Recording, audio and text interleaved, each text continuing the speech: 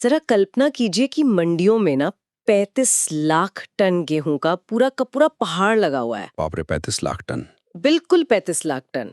फसल एकदम बम्पर है और किसान अपनी उपज बेचने के लिए बिल्कुल तैयार बैठे हैं। लेकिन अम, अगर आप सरकारी रजिस्टर में देखेंगे तो वहां सिर्फ 15.3 लाख टन की एंट्री है। मतलब बाकी का गायब है। हाँ, यही तो। इसका सीधा सा मतलब है कि पिछले साल के मुकाबले इस बार खरीद में 69% की भारी गिरावट आई है। तो सवाल ये उठता है कि जब फसल साक्षात सामने मौजूद है तो ये बाकी का अदृश्य गेहूं आखिर जा कहाँ रहा है? ये बहुत ही पेचीदा सवाल है और सच कहूं तो जमीनी हकीकत काफी अलग है। बिल्कुल। और आज के हमारे इस गहरे विश्लेषण में हम इसी बात को खोलने वाले हैं। हम 2026-27 सीजन के दौरान भारत में विशेष रूप से पंजाब में गेहूं खरीद प्रक्रिया में आए इस बड़े संकट को समझेंगे। हमारे पास कुछ ताज़ा न्यूज़ रिपोर्ट्स हैं जो इस पूरी उलझन को साफ करती है। तो चलिए इसे खोलकर देखते हैं। क्योंकि सतह पर जो सिर्फ एक खरीद का आंकड़ा लग रहा है ना, वो असल में मौसम, नौकरशाही और अर्थशास्त्र का एक बहुत खतरनाक टकराव है। एकदम सही कहा आपने।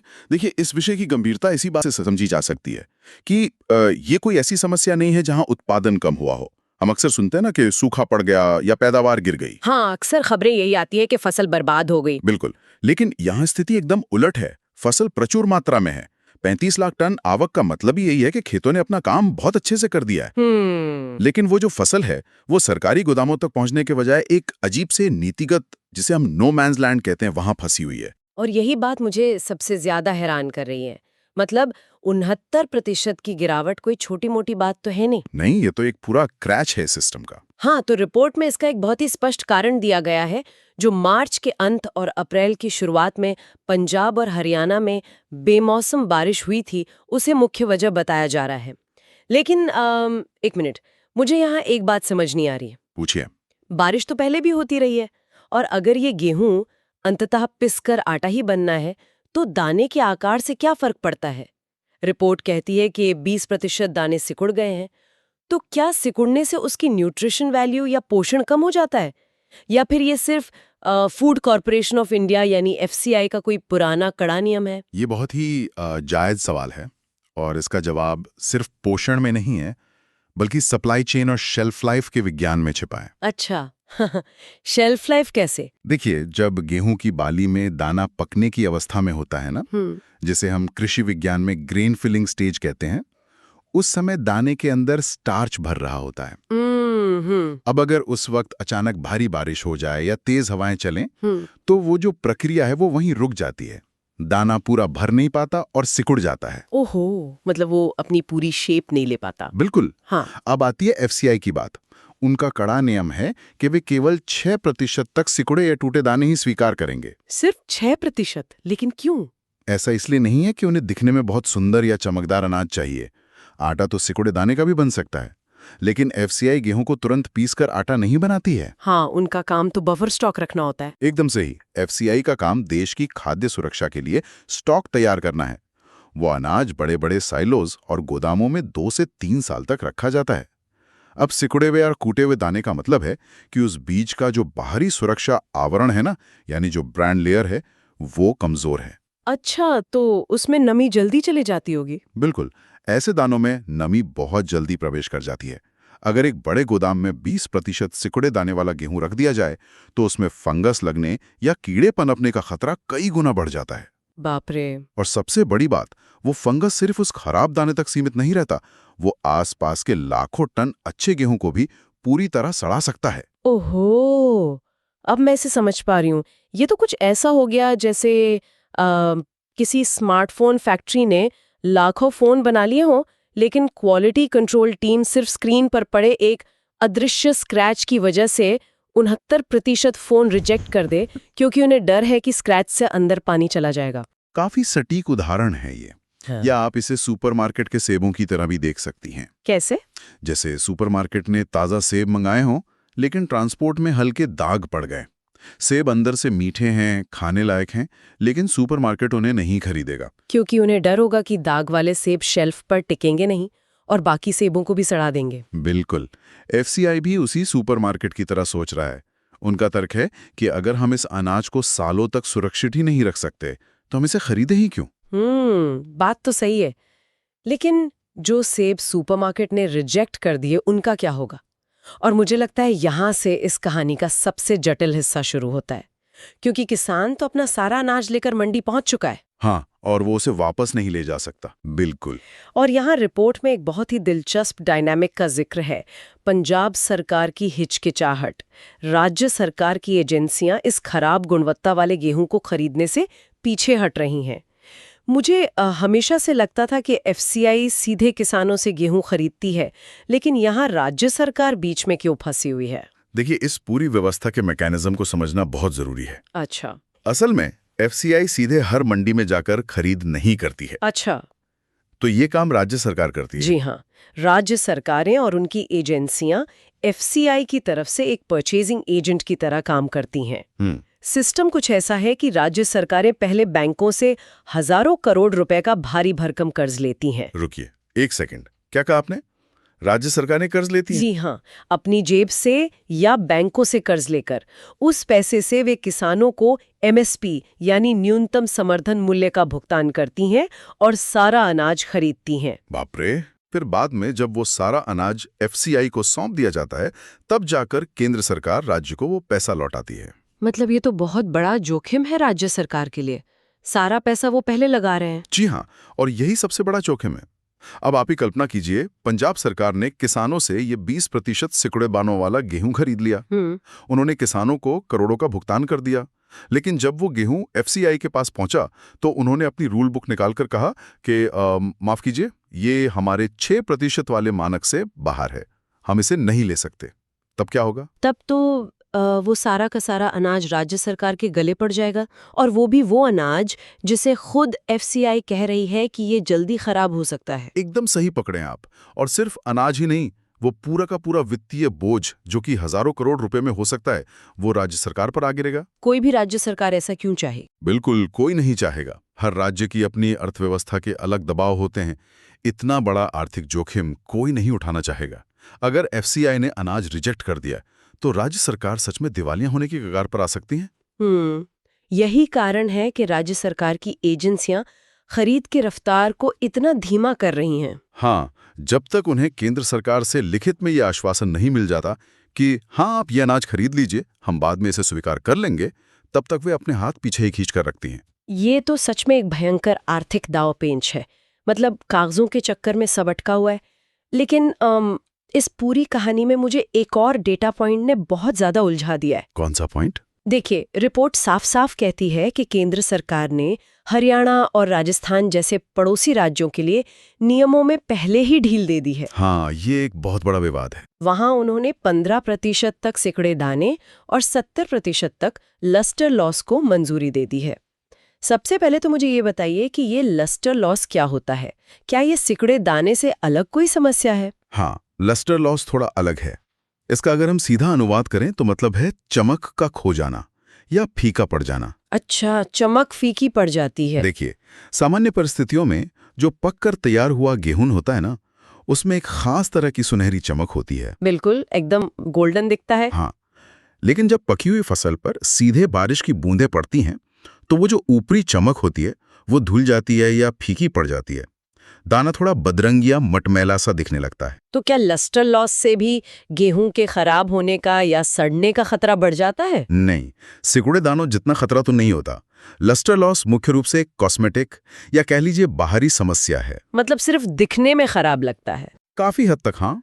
हालांकि ये इस बात का पक्का संकेत जरूर है कि फसल बारिश के संपर्क में आई है, इसलिए उसकी नमी की जांच करना बहुत जरूरी हो जाता है। समझ गई। लेकिन अगर नमी नियंत्रण में है ना, तो सिर्फ चमक कम होने से अनाज की न्यूट्रिशन वैल्यू या उसके आटा बनने की क्षमता पर कोई खास असर नहीं पड़ता है। इसीलिए सरकारें लस्टर लॉस पर 70% तक की ढील इतनी आसानी से दे देती हैं। बिल्कुल, यही कारण है। ये तो मैं समझ गई, लेकिन मेरा जो असली सवाल था वो वहीं का वहीं है। यहाँ स्थिति सच में बहुत दिलचस्प हो जाती है। बताइए। जब मौसम की मार पूरे उत्तर पश्चिमी क्षेत्र पर लगभग एक जैसी ही पड़ी है बारिश, तो सीमाओं को देखकर नहीं होती ना कि यहाँ बरसना है वहां नहीं। बिल्कुल, प्राकृतिक आपदा है वो तो। तो फिर पड़ोसी राज्यों के लिए अलग अलग नियम कैसे हो सकते हैं? मतलब हरियाणा और राजस्थान के लिए 15% तक छूट और पंजाब को अब तक ऐसी कोई रियायत नहीं। क्या ये जानबूझकर किया जा रहा है या इसके पीछे प्रशासनिक फाइलों की कोई भूल भुलैया है? देखिए, अगर हम पूरी तरह से निष्पक्ष होकर इस प्रक्रिया के काम करने के तरीके को देखें तो ये एक बहुत लंबी और जटिल प्रशासनिक प्रक्रिया होती है। वो कैसे? जब भी किसी राज्य में फसल खराब होती है तो राज्य सरकार को सबसे पहले केंद्र को एक औपचारिक अनुरोध यानी फॉर्मल रिक्वेस्ट भेजनी होती है। उसके बाद केंद्रीय मंत्रालय और एफसीआई की टीमें अलग अलग जिलों में जाती हैं, खेतों और मंडियों से सैंपल्स जमा करती हैं। मतलब ये काफी जमीनी काम है। हाँ, बहुत जमीनी काम है। फिर उन सैंपल्स की लैब में टेस्टिंग होती है ताकि नुकसान का जो सटीक प्रतिशत है वो निकाला जा सके। उसके बाद एक संयुक्त रिपोर्ट बनती है जिस पर कई स्तरों पर हस्ताक्षर होते हैं और तब जाकर कहीं नियमों में ढील का आधिकारिक आदेश जारी होता है। तो आपके कहने का मतलब है कि ये प्रक्रिया हर राज्य के लिए अपनी अपनी गति से अलग अलग चल रही है। बिल्कुल, इसकी पूरी संभावना है। नुकसान का दायरा और गहराई हर क्षेत्र में अलग अलग हो सकती है। हो सकता है कि हरियाणा और राजस्थान का असेसमेंट थोड़ा पहले शुरू हो गया हो या वहाँ के जो लैब रिपोर्ट है वो पहले तैयार हो गई हो। हाँ, ये एक लॉजिकल वजह हो सकती है। हाँ, लेकिन इसका जो जमीनी प्रभाव है वो बहुत गहरा और कड़वा होता है। वो तो है ही। जब एक राज्य के किसानों को छूट मिल जाती है और सीमा के ठीक पार बैठे दूसरे राज्य के किसानों को उसी खराब मौसम के लिए इंतजार करना पड़ता है ना, तो ये केवल एक प्रशासनिक देरी नहीं रह जाती। फिर तो लोगों को लगता है कि भेदभाव हो रहा है। बिल्कुल, ये एक बहुत बड़े राजनीतिक टकराव और सिस्टम के प्रति अविश्वास को जन्म देती है। और ये जो प्रशासनिक देरी है ना, ये कोई सिर्फ कागजी बात नहीं रह गई है। जब चंडीगढ़ और दिल्ली के दफ्तरों के बीच फाइलें घूम रही हैं तो असल दुनिया में मंडियों के ऊपर सच में काले बादल मंडरा रहे हैं। एकदम सही बात है। रिपोर्ट के अगले हिस्से को देखकर तो ऐसा लगता है जैसे हम किसी टाइम बॉम्ब पर बैठे हैं। किसान उस 35 लाख टन अनाज के साथ खुले आसमान के नीचे इंतजार करने को मजबूर है। और यही संकट का सबसे मानवीय और खतरनाक पहलू है। आप जरा किसानों की स्थिति की कल्पना कीजिए। किसान 6 महीने की कड़ी मेहनत के बाद अपनी फसल मंडी में ला चुका है। मंडी में पैर रखने की भी जगह नहीं बची है। हर तरफ अनाज ही अनाज होगा। चारों तरफ अनाज के ढेर लगे हैं। वो सिर्फ एक तिरपाल डालकर उसे बचाने की कोशिश कर रहा है। अब अगर इस बीच एक और तेज बारिश हो गई तो जो अनाज अभी सिर्फ सिकुड़ा है या जिसकी सिर्फ चमक गई है वो पूरी तरह से सड़ने लगेगा। बाप रे! उसमें अंकुर फूट सकते हैं, स्प्राउटिंग शुरू हो सकती है। और अगर ऐसा हुआ तो वो ना एफसीआई के काम का रहेगा, ना राज्य सरकार के, और ना ही किसी इंसान के खाने के लायक बचेगा। बिल्कुल कचरा हो जाएगा वो। और किसान का दृष्टिकोण भी तो समझिए। उसके लिए वो अनाज सिर्फ खाने की चीज नहीं है, वो उसकी पूरी की पूरी अर्थव्यवस्था है। हाँ, उसी से तो उसका घर चलता है। उसे अपनी उपज बेचकर तुरंत पैसा चाहिए होता है ताकि वो अपना जो कृषि ऋण है, जो लोन लिया है, वो चुका सके, अपने परिवार का खर्च चला सके और सबसे अहम बात, अगले सीजन की बुआई की तैयारी कर सके। ये एक पूरा चक्र है जो टूट रहा है। और जब ये चक्र टूटता है ना, जब उसे अपना ही पैदा किया हुआ 6 महीने की मेहनत का अनाज बिकता हुआ नहीं दिखता, तो वो जो हताशा है वो एक गहरे आक्रोश में बदल जाती है। और वो आक्रोश अब सच में फूटने लगा है। इस रिपोर्ट में एक बहुत ही गंभीर घटनाक्रम का जिक्र किया गया है जिसने इस मुद्दे को अब सिर्फ एक कृषि समस्या से निकाल कर ना एक राष्ट्रीय लॉजिस्टिक चुनौती बना दिया है। आप रेल रोको आंदोलन की बात कर रही हैं ना? बिल्कुल। स्थिति की गंभीरता को देखते हुए संयुक्त किसान मोर्चा और किसान मजदूर मोर्चा जैसे जो बड़े किसान संगठन हैं, उन्होंने 17 अप्रैल को दोपहर 12 बजे से लेकर 3 बजे तक पूरे पंजाब में 3 घंटे के रेल रोको प्रदर्शन का आह्वान किया है। और मेरी नज़र में सड़क जाम करने और रेल रोकने में बहुत बड़ा फर्क होता है। बहुत बड़ा फर्क है, जमीन आसमान का फर्क है। कैसे? देखिए, सड़क जाम करने से आपका स्थानीय यातायात प्रभावित होता है, शहर रुकता है, लेकिन रेल रोको सीधे देश की धमनियों पर वार करने जैसा है। रेलवे पूरे भारत की अर्थव्यवस्था की लाइफलाइन है। कोयला, खाद, सीमेंट और यहाँ तक कि सेना की रसद भी तो ट्रेनों से ही जाती है। ये तो है। और ऊपर से अप्रैल का महीना। हाँ, अप्रैल का महीना वैसे भी हार्वेस्टिंग का पीक सीजन होता है। जब आप 3 घंटे के लिए एक पूरे राज्य में ट्रेनों को रोक देते हैं तो उसका कैस्केडिंग इफेक्ट यानी क्रमिक प्रभाव पूरे राष्ट्रीय नेटवर्क पर पड़ता है। मतलब एक ट्रेन के रुकने से सब रुक जाएगा। बिल्कुल। अगर एक ट्रेन 3 घंटे लेट होती है ना, तो उसके पीछे की 10 ट्रेनें 24 घंटे तक के लिए लेट हो सकती हैं। पूरा शेड्यूल बिगड़ जाता है। इसका सीधा सा मतलब है कि ये सिर्फ अपना गुस्सा दिखाने का कोई साधारण तरीका नहीं है। ये जानबूझकर प्रशासन की उस नब्ज को दबाने की कोशिश है जहां से उन्हें तुरंत प्रतिक्रिया मिले। एकदम। क्योंकि किसान संगठन बहुत अच्छे से जानते हैं कि जब रेलवे का चक्का जाम होगा तो दिल्ली में बैठी नौकरशाही पर तुरंत फैसला लेने का भारी दबाव पड़ेगा। एक बहुत ही स्थापित और पुरानी दबाव की रणनीति है। और इसमें दिलचस्प बात यह है कि उनकी मांग कोई नई नीति या नया कानून बनाने की बिल्कुल नहीं है। हाँ, उनकी मांग तो बहुत स्पष्ट है। उनकी मांग बहुत ही स्पष्ट और एक सूत्रीय है। वो बस ये कह रहे हैं कि जिस तरह पड़ोसी राज्यों में मानकों में ढील दी गई है, वैसी ही ढील पंजाब के लिए भी तुरंत लागू की जाए। उनका कहना है कि मौसम की मार पर हमारा कोई जोर तो था नहीं, तो इसकी सजा हमें अकेले क्यों मिल रही है। बिल्कुल, उनका तर्क अपनी जगह एकदम सही है। तो अगर हम इस पूरे परिदृश्य को एक साथ रखकर देखें तो क्या ये एक बहुत ही डरावनी चेन रिएक्शन नहीं है? डरावनी तो है। देखिए ना, आसमान से बेमौसम बारिश होती है। वो बारिश अनाज के दाने को थोड़ा सा सिकोड़ देती है। फिर एक पुरानी रूल बुक खुलती है जो कहती है कि 6% से ज्यादा सिकुड़े दाने तो हम लेंगे ही नहीं। उसके बाद राज्य सरकार डर जाती है कि अगर उन्होंने ये खरीद लिया तो वो दिवालिया हो जाएंगे। फिर फाइलें केंद्र के पास जाती हैं और वहां किसी दफ्तर में अटक जाती हैं।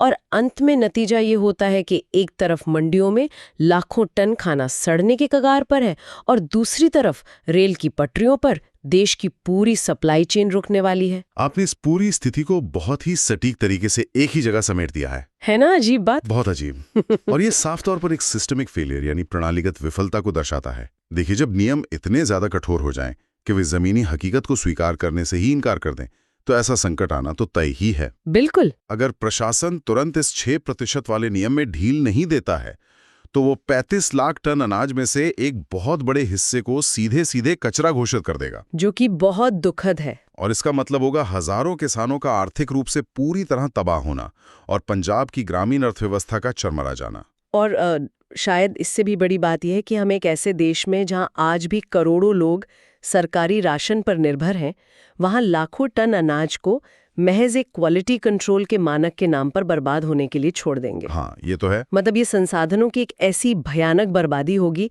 जिसे कोई भी अर्थव्यवस्था कभी बर्दाश्त नहीं कर सकती। इसीलिए नौकरशाही को यह समझना ही होगा कि प्राकृतिक आपदाओं के समय आपको वो पुरानी नियम पुस्तिका दरकिनार करनी पड़ती है। बिल्कुल, थोड़ा प्रैक्टिकल सोचना पड़ता है। हाँ, आपको संकट प्रबंधन यानी क्राइसिस मैनेजमेंट के नजरिए से सोचना पड़ता है। ये सिर्फ एक फसल या एक सीजन का मुद्दा नहीं है, ये सरकार और किसानों के बीच के जो भरोसे का रिश्ता है ना, उसका भी मुद्दा है।